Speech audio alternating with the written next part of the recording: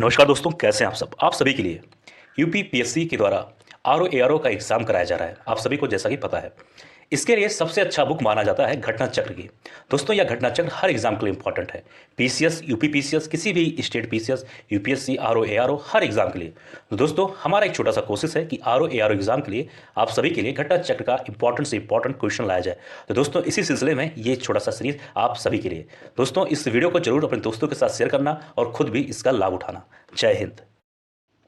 स्वागत है आप सभी का नालंदा यूनिवर्स 77 पर। कैसे हैं आप सब। आज मैं बात करने वाला हूं साइंस के बारे में। और जैसा आप सभी को पता है कि इस समय ये यूपीपीएससी आरओ एआरओ का प्रैक्टिस सेट चल रहा है। और अगर आप यूपीपीसीएस का भी एग्ज़ाम देना चाहते हैं तो जाहिर सी बात है ये भी वीडियो आपके लिए है, क्योंकि साइंस की चीज़ें कुछ चेंज नहीं होती और कहीं भी पूछा जाता है तो सवाल एक ही जैसा होता है। तो आप पीसीएस के लिए भी इसको आराम से वीडियो देख सकते हैं, या कहीं भी एग्ज़ाम, कोई भी एग्ज़ाम देने जा रहे हैं जहाँ पर भी जनरल साइंस से संबंधित सवाल आते हैं, उन सभी एग्ज़ामों के लिए ये बेस्ट सीरीज़ है।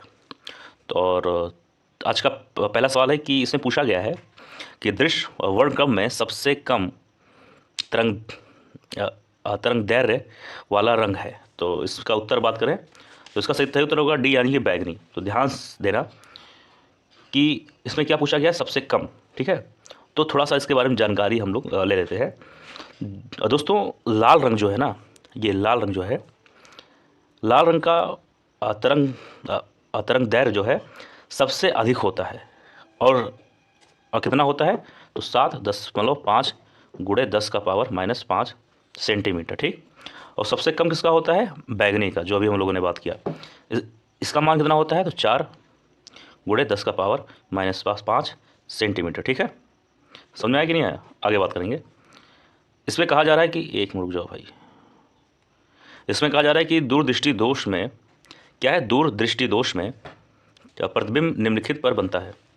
सही उत्तर होगा इसका सी, यानी कि रेटिना के पीछे।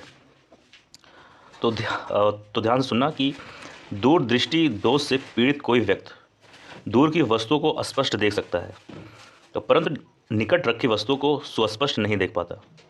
ऐसे दोष युक्त व्यक्ति का निकट बिंदु, यानी कि सामान्य निकट बिंदु से दूर हट जाता है। और सामान्य निकट बिंदु का जो कह सकते हैं वो मान है लगभग 25 सेंटीमीटर। ठीक है, इस दृष्टि दोष में पास रखी वस्तु से आने वाली प्रकाश किरणें दृष्टि पटल, यानी कि रेटिना के पीछे फोकसित होती हैं। ठीक है, अब बात करेंगे अगले सवाल के बारे में। इसमें है कि सफ़ेद प्रकाश में उपस्थित निम्नलिखित रंगों में से कौन सा रंग शीशा के प्रिज्म द्वारा सबसे कम विचलित होता है। अच्छा सवाल है। अगर इसके उत्तर की बात करें तो सही उत्तर होगा बी, यानी कि लाल रंग। ठीक है, बात करेंगे अगले सवाल पर। यहाँ पर पूछा जा रहा है कि निम्नलिखित में से कौन सा कथन सही नहीं है। यहाँ नहीं शब्द का इस्तेमाल किया गया, तो ध्यान देना। यहाँ पर आपके सामने 4 पॉइंट है। अब इसके उत्तर की बात करें तो इसका कौन सा कथन सही नहीं होगा इस सवाल में, इसका उत्तर होगा बी, यानी कि मनुष्य की आंख लाल रंग के लिए सबसे अधिक सुग्राही होती है। ये बात गलत है। तो इसका मतलब क्या हुआ कि कहीं ना कहीं point number 1, point number C और पॉइंट नंबर डी अपने आप में सही हो जाता है। तो इसमें उत्तर हम लोग को ये बताना था कौन सा गलत है, तो गलत में ये हो जाएगा। लेकिन और भी पॉइंट जान लेते हैं इसके बारे में। ए में है कि मनुष्य का कान 1000 हर्ट्ज पर सबसे सुग्राही होता है। ये बात सही है। सी में क्या है कि सुनने की दृढ़ता 1/10 सेकंड होती है। ये भी बात सही है। और डी में है कि दृष्टि की दृढ़ता जो है 1/16 सेकंड होती है। ये भी बात सही है। अब इसके बारे में थोड़ी सी विस्तार से हम लोग बात कर लें तो ज़्यादा सही होगा, ज़्यादा जल्दी समझ में आएगा। तो ध्यान से सुनना कि मनुष्य का कान जो है दोस्तों, वो 1000 से लेकर 5000 हर्ट्ज की आवृत्तियों हेतु सबसे सुग्राही, यानी कि मोस्ट सेंसिटिव होता है। मनुष्य की आंखें पीले हरे रंग के लिए सबसे सुग्राही होती हैं, न कि लाल रंग के लिए। ये चीज़ ध्यान देना। हमारे कानों द्वारा सुनी गई ध्वनि का प्रभाव हमारे मस्तिष्क में 1 सेकंड के 1/10वें भाग तक बना रहता है। अगर 1/10वें सेकंड के समाप्त होने से पूर्व कोई दूसरी ध्वनि सुनाई देती है तो दोनों ध्वनियों की छाप आपस में मिल जाती है और हमारा मस्तिष्क दोनों में फ़र्क नहीं कर पाता। अक्सर सुनते होंगे जब कोई गाना चलता है उसमें कई सारे यारे इंस्ट्रूमेंट एक साथ बजते हैं, तो वहाँ पर हम लोग ये नहीं पता कर पाते कि कौन सा इंस्ट्रूमेंट कब बज रहा है। ठीक है, बस वही बात किया जा रहा है। अगर हम बात करें अदृष्टि के बारे में, तो ध्यान देना कि अदृष्टि की दृढ़ता यानी कि प्रेजिस्टेंस ऑफ विज़न से तात्पर्य है कि जब कोई चित्र रेटिना पर बनता है तो वह सेकंड के 1/16वें भाग तक मानव के मस्तिष्क पर अंकित रहता है। ठीक है, आगे बात करेंगे। इसमें है कि कितना तापमान होने पर पाठ्यांक सेल्सियस और फ़ारेनहाइट तापमापियों में एक ही होंगे। अब इसका उत्तर मैं बात करूं तो इसका उत्तर होगा ए -40। अब आप लोग सोच रहे होंगे कि इसका उत्तर -40 कैसे हुआ। इस सवाल को एक बार फिर से दोबारा पढ़िए। इसमें लिखा हुआ है कि कितना तापमान होने पर पाठ्यांक सेल्सियस और फ़ारेनहाइट तापमापियों में एक ही होंगे। अब चलिए इसके फार्मूले में -40 को रखते हैं और देखते हैं कितना उत्तर आया, क्या उसका दोनों का उत्तर एक ही होगा या नहीं। अब फार्मूला ये है c/5 f -32/9। अब जहाँ पर f है वहाँ पर आप -40 रख कर देखिए, तो c हो जाएगा और -40 -32 ये हो जाएगा 9। एक मिनट रुकिए, अब c को यहाँ लिख दीजिए 40 -32, 5 यहाँ आ जाएगा क्योंकि जब यहाँ पर डिवाइड था तो यहाँ पर आ जाने पे मल्टीप्लाई हो जाएगा बटा 9। जब इसको आप सॉल्व करेंगे तो c का वैल्यू -40 आएगा, यानी कि अगर हम फ़ारेनहाइट -40 लेंगे तो इसके अनुसार सेल्सियस भी -40 ही आएगा। ठीक है, बस और कुछ नहीं पूछा है। आगे हम बात करेंगे इसमें कि स्वचालित इंजनों हेतु निम्नलिखित में से कौन सा एक हिमरोधी के तौर पर प्रयुक्त होता है। इसका उत्तर होगा बी, यानी कि एथिलीन ग्लाइकॉल। अब ध्यान देना कि स्वचालित इंजनों में एथिलीन ग्लाइकॉल का प्रयोग हिमरोधी के रूप में किया जाता है। जब जल के साथ एथिलीन ग्लाइकॉल को मिलाया जाता है तो मिश्रण का हिमांक 0 डिग्री सेल्सियस से घट जाता है, जिससे ठंडे देशों में स्वचालित इंजनों में पानी नहीं जमता है। ठीक है, तो इस चीज़ को ध्यान देना, एथिलीन ग्लाइकॉल का क्या काम है। ठीक है, आगे बढ़ते हैं। इसमें पूछा गया है कि निम्नलिखित कथनों पर आपको विचार करना है। एक कथन दिया गया है ए और दूसरा दिया गया है आर। अब दोनों को पढ़ना है, फिर उत्तर हमें जानना है कि उत्तर आखिर कौन सा होगा। क्या पॉइंट नंबर ए सही है, क्या पॉइंट नंबर आर सही है, या फिर दोनों सही या दोनों गलत है। फिलहाल हमें कुछ नहीं पता है, पहले हम लोग देखेंगे फिर उत्तर देंगे। ए में है कि हल्के रंगीन कपड़ों को गर्मी में वरीयता दी जाती है। आर में है कि हल्के रंग ऊष्मा को कम अवशोषित करते हैं। अब इसके उत्तर की बात करें तो इसका उत्तर होगा ऑप्शन नंबर ए, यानी कि ए और आर दोनों सही है और आर जो है एक ही सही स्पष्टीकरण है, यानी कि ए और आर दोनों सही है। अगर पॉइंट नंबर जो आर लिखा है दोस्तों, ये ए का सही कारण बताता है, यानी उसके बारे में स्पष्टीकरण जो है सही करता है।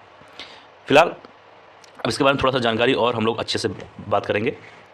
तो ध्यान देना कि सफ़ेद तथा हल्के रंग के कपड़े जो है ऊष्मा के कम अवशोषी होते हैं। अवशोषी मतलब पुअर ऑब्जर्वर, इसलिए इन कपड़ों को गर्मी में वरीयता दी जाती है। ठीक है, इसलिए इनको गर्मी में वरीयता दी जाती है। आप लोग ध्यान देते होंगे कि लोग गर्मी में अक्सर काला रंग का शर्ट नहीं पहनते। क्यों? क्योंकि वो ऑब्जर्वर पावर ब्लैक कलर का बहुत ही ज़्यादा होता है, जबकि सफ़ेद और हल्के रंग का ऑब्जर्वर काफ़ी कम होता है। आगे बात करेंगे। इसमें क्या पूछा गया है कि श्वेत वस्त्र काले वस्त्रों की अपेक्षा ठंडे होते हैं क्योंकि वही चीज़ मैंने अभी आप सभी को बताया कि लोग गर्मी में काला वस्त्र क्यों नहीं पहनते, उसका कारण क्या है, अभी हम लोग बात करेंगे। वही सवाल पूछा गया है कि श्वेत वस्त्र काले वस्त्रों की अपेक्षा ठंडे होते हैं क्योंकि। इसका उत्तर होगा पॉइंट नंबर डी, यानी कि क्या है, वह संपूर्ण प्रकाश को परावर्तित करते हैं। अब क्या है मामला, थोड़ा सा जान लेते हैं, ध्यान से सुनना। प्राकृतिक के विभिन्न रंगों में अलग अलग विशेषता पाई जाती हैं, ये सब जानते हैं। काला रंग ऊपर से पड़ने वाली ऊष्मा को सर्वाधिक अवशोषित करता है, जबकि सफ़ेद रंग में ऊष्मा को परावर्तित करने की सर्वाधिक क्षमता पाई जाती है। गर्मियों में सफ़ेद कपड़ा पहनने से आराम मिलता है क्योंकि ऊष्मा परावर्तित होने से हमें गर्मी कम लगती है। ठीक है, समझ में आया कि नहीं आया? तो श्वेत वस्त्र जो है काले वस्त्रों की अपेक्षा ठंडा क्यों होता है, उसके बारे में हम लोग ने जाना कि वे संपूर्ण प्रकाश को परावर्तित करती हैं, यानी कि वो ऑब्जर्व नहीं कर पाती हैं। ठीक है, आगे बात करेंगे अगले सवाल पर। यहाँ पर ये पूछा जा रहा है वही सेम सवाल है। दो पॉइंट है, एक पॉइंट है ए, एक पॉइंट है आर। ए में कहा जा रहा है कि कृष्ण छिद्र यानी कि ब्लैक होल एक ऐसा खगोलीय अस्तित्व है जिसे दूरबीन से नहीं देखा जा सकता। और आर में है कि कृष्ण छिद्र यानी कि ब्लैक होल पर गुरुत्वीय क्षेत्र इतना प्रबल होता है कि यह प्रकाश को भी बच निकलने नहीं देता। फिलहाल हमें इसके बारे में कुछ नहीं मालूम है, अब इसके बारे में जानने की कोशिश हम लोग अब करेंगे। अब देखो, इसके उत्तर की बात करें तो इसमें जो है पॉइंट होगा वो सही है आपका ए वाला। ए वाला यानी कि ए और आर दोनों सही है, और आर जो है ए का सही स्पष्टीकरण करता है। यानी कि अगर बात करें इस सवाल के बारे में तो जो ए में लिखा है आर में लिखा है ये दोनों बात सही है, और आर जो है दोस्तों ए का सही कारण बताता है कि ऐसा क्यों होता है। तो ध्यान देना कि कृष्ण छिद्र यानी ब्लैक होल एक असीमित, इस शब्द पे ध्यान देना, असीमित पर असीमित घनत्व का द्रव युक्त पिंड है जो प्रकाश को परावर्तित करने में असक्षम होने के कारण ही अदृश्य है। इसका गुरुत्वाकर्षण क्षेत्र इतना प्रबल होता है, यानी इतना ज़्यादा होता है कि कोई भी द्रव यहाँ तक कि प्रकाश भी यहाँ से पलायन नहीं कर पाता। यही कारण है कि कृष्ण छिद्र को दूरबीन से नहीं देखा जा सकता। ठीक है, आगे बात करेंगे अगले सवाल पर। यहाँ पर है कि उपयुक्त, एक मिनट यहाँ पर अगला सवाल है, महासागर में डूबी हुई वस्तुओं की स्थिति जानने के लिए निम्न में से किस यंत्र का प्रयोग किया जाता है? सही उत्तर होगा डी यानी कि सोनार। अब क्या है इसका पूरा फुल फॉर्म क्या है ये भी आपको जानना चाहिए। अब देखो, ध्यान से सुनना कि महासागर में डूबी वस्तुओं की स्थिति जानने के लिए सोनार नामक यंत्र का प्रयोग किया जाता है।